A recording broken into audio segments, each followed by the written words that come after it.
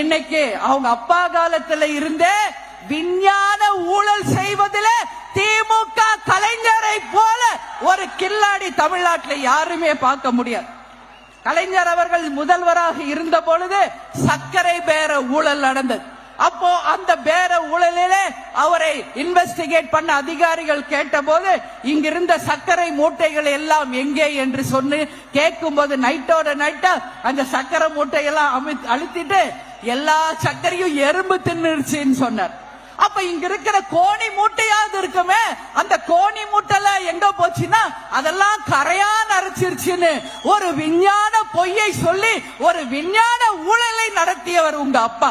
அதே போலதான் இன்னைக்கு யோகியர் என்று சொல்லிக் கொள்ளும் திமுகவின் முதல்வர் அவர்களே இன்னைக்கு நன்கொடை மூலமாக 562 கோடி ரூபாய் தமிழகத்திலேயே அதிகமாக மறைமுகமாக ஊழல் பணத்தை நன்கொடை என்ற பெயரிலே விஞ்ஞான ஊழலை உங்க அப்பா உங்களை சொல்லிக் கொடுத்தது போல 562 கோடி ரூபாய் இலவசமாக நன்கொடை மூலம் பெற்ற திமுகவை தமிழக மக்கள் சார்பாக வன்மையாக இந்த கூட்டத்தின் வாயிலாக நாங்கள் கண்டிக்கிறோம் என்பதை இந்த நேரத்தில் நான் தெரிவித்துக் கொள்கிறேன்.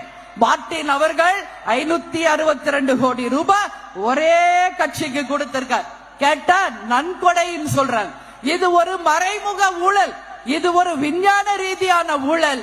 நீதி அரசர்களுக்கு இந்த கூட்டத்தின் வாயிலாக நாம் அனைவரும் சேர்ந்து ஒரு ராயல் சல்யூட் அடிப்போம் என்பதை இந்த நேரத்தில் சொல்றேன். ஏன் இதை சொல்றேன்னா, பேங்க் அதிகாரிகளுக்கு ஒரே நாள்ல தேர்தல் ஆணையத்திடம் அந்த மொத்தத்தையும் நீங்கள் சப்மிட் பண்ணணும்னு சொன்னாங்க.